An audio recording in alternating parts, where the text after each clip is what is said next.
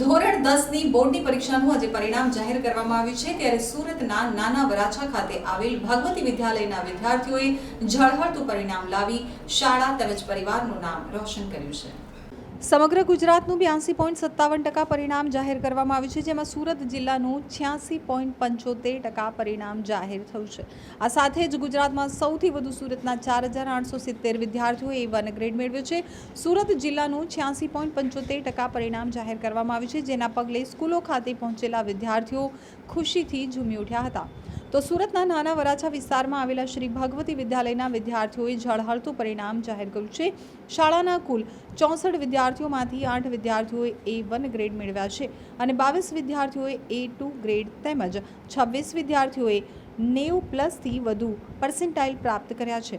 શાળાનું કુલ પરિણામ 98.44% આવ્યું છે। આ શ્રેષ્ઠ પરિણામ પ્રાપ્ત કરનાર તમામ વિદ્યાર્થીઓને શાળાના ટ્રસ્ટી અજયભાઈ ધડુક અને શાળાના આચાર્ય રવિભાઈ કાનાણીએ શુભકામનાઓ પાઠવી હતી। મારું નામ હીરોપરા પાર્થ છે। હું આ શ્રી ભગવતી વિદ્યાલયમાં ધોરણ 10માં અભ્યાસ કરું। પર્સન્ટેજ 95.50 આવ્યા છે અને PR 99.59 આવ્યા છે। વર્ષ દરમિયાન શાળામાં કઈ પ્રકારે મહેનત કરી છે તમે? શાળાનો ખૂબ સપોર્ટ રહ્યો છે, જેમ કે daily test, weekly test, monthly test એ પ્રમાણે અને છેલ્લે મોડલ ટેસ્ટ।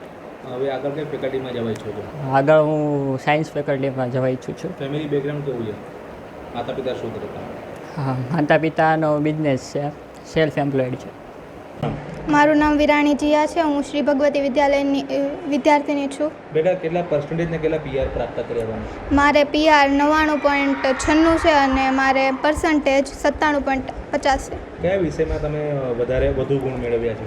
મારે સંસ્કૃત, સમાજ અને ગણિતમાં 100માંથી 100 ગુણ પ્રાપ્ત। કઈ પ્રકારે મહેનત કરી વર્ષ દરમિયાન શાળામાં અને ઘરે કઈ રીતે વાંચન કરતા તમે?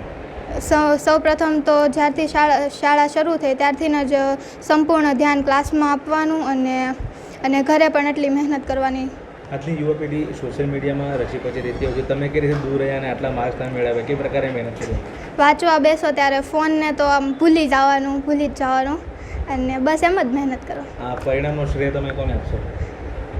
સૌ પ્રથમ તો મારી મહેનતને અને શાળાના શિક્ષક મિત્રોને અને મારા પરિવાર છે। હવે આગળ કઈ ફેકલ્ટીમાં ભણવા ઈચ્છો છો? હું કોમર્સ ફિલ્ડમાં જવા ઈચ્છું છું। મારું નામ કાનાણી રવિ છે અને હું શ્રી ભગવતી વિદ્યાલયમાં છેલ્લા 10 વર્ષથી કાર્યરત છું। કઈ પ્રકારનું બોર્ડનું પરિણામ આપણી શાળાનું આ વખતે? આ વર્ષે જ્યારે ધોરણ 10નું પરિણામ જાહેર થયું છે ત્યારે સૌપ્રથમ તો અમારી શાળામાં સૌથી હાઈએસ્ટ પરિણામ અત્યાર સુધીનું મેં મેળવેલું છે, જેની અંદર 64 વિદ્યાર્થીઓ પૈકી ટોટલ 8 વિદ્યાર્થીઓએ A1 ગ્રેડ પ્રાપ્ત કરેલ છે અને ટોટલ 26 વિદ્યાર્થીઓએ A2 ગ્રેડ પ્રાપ્ત કરેલો છે।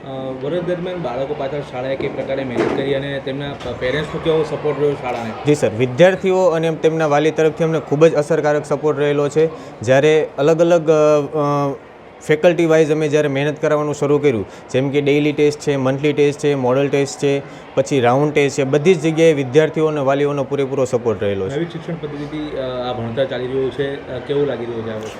ઘણું ઇમ્પ્રુવમેન્ટ જોવા મળે છે, કેમ કે સ્વાભાવિક છે કે અત્યારના સમય પ્રમાણે જે NEP લાગુ પડેલી છે એ બાળકોના હિતને અનુસંધાને જ લાગુ પાડવામાં આવેલી છે। શું કહેશો જે વિદ્યાર્થીઓ નાપાસ અથવા ઓછા માર્ક્સ આવે તેઓનું શું કહેશો? આ જો કે એક પરીક્ષા હતી, એમાં કોઈ ડરવાની વસ્તુ નથી। હજુ તમારી પાસે ઘણા બધા ચાન્સીસ છે જેની અંદર તમે મહેનત કરીને તમે પણ સારું પરિણામ મેળવી શકો છો।